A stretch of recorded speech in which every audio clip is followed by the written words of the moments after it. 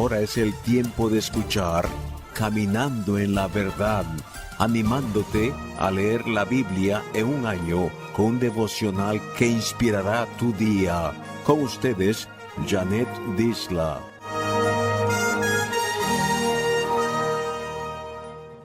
Es 28 de abril. Continuamos leyendo el primer libro de Reyes en los capítulos 16 al 18. Estos capítulos nos hablan de los reyes impíos de Israel: Baasa, Ela, Simri, Omri y Acab. Elías predice la sequía y es alimentado por cuervos y por la viuda de Sarepta. Y Elías se enfrenta a los profetas de Baal.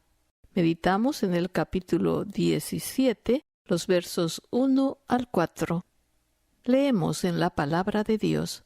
Entonces Elías Tisbita, que era de los moradores de Galaad, dijo a Acab: Vive Jehová, Dios de Israel, en cuya presencia estoy, que no habrá lluvia ni rocío en estos años, sino por mi palabra.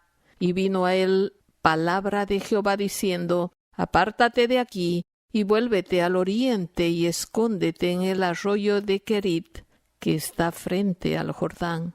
Beberás del arroyo, y yo he mandado a los cuervos que te den allí de comer.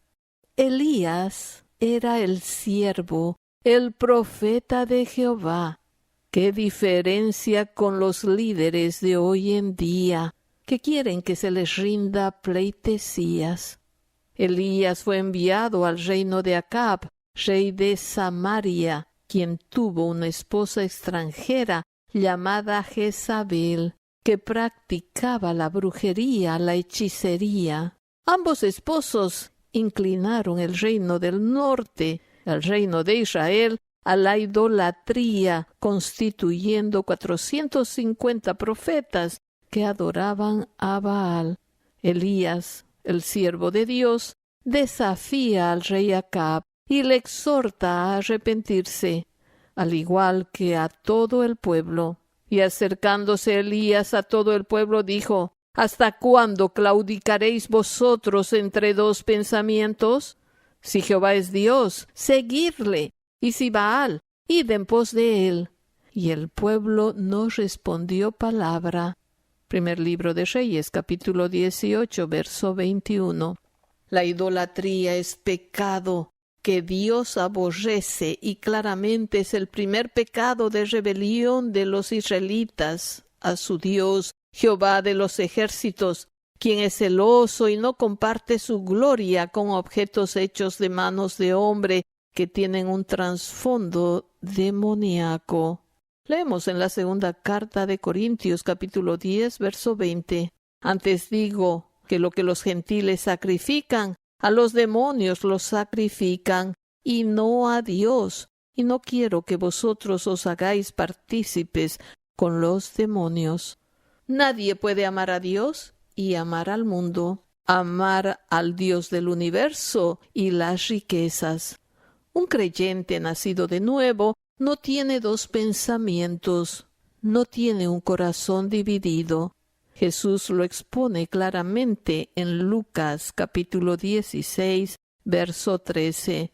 Ningún siervo puede servir a dos señores, porque o aborrecerá al uno y amará al otro, o estimará al uno y menospreciará al otro. No podéis servir a Dios y a las riquezas.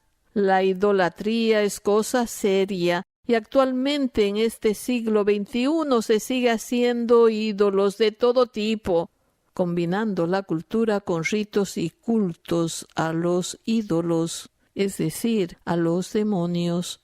Pero el Espíritu dice claramente que en los postreros tiempos algunos apostatarán de la fe, escuchando a espíritus engañadores y a doctrinas de demonios.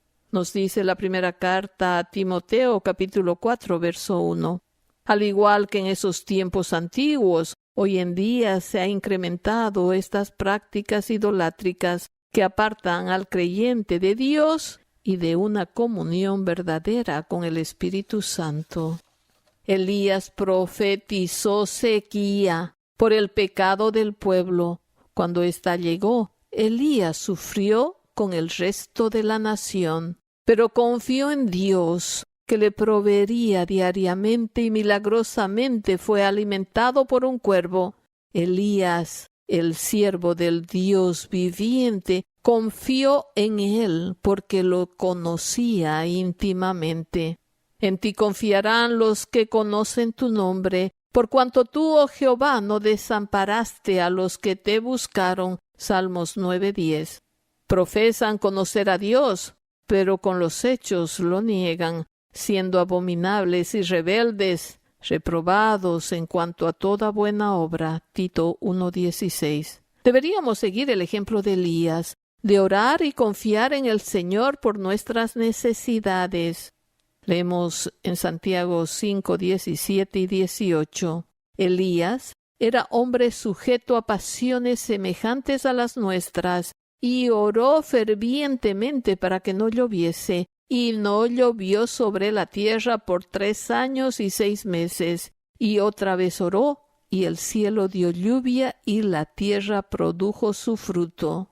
La vida de Elías debería animarnos a tener una relación ferviente con nuestro Señor Jesucristo y a mantenernos en oración constante, no confiando en nosotros mismos, sino en su gracia y sus promesas.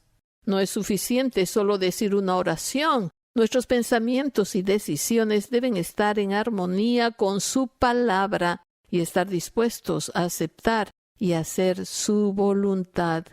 Hermanos míos, tomad como ejemplo de aflicción y de paciencia a los profetas que hablaron en nombre del Señor. He aquí tenemos por bienaventurados a los que sufren. Habéis oído de la paciencia de Job y habéis visto el fin del Señor, que el Señor es muy misericordioso y compasivo. Santiago 5:10 al 11.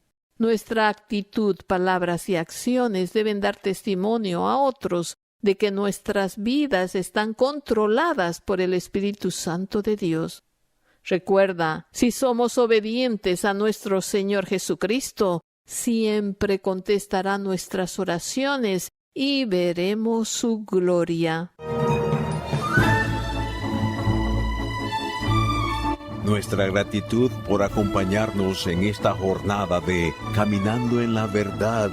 Visítanos jeronimojanetdisla.com. Esta ha sido una producción de Siempre Amigos Ministries.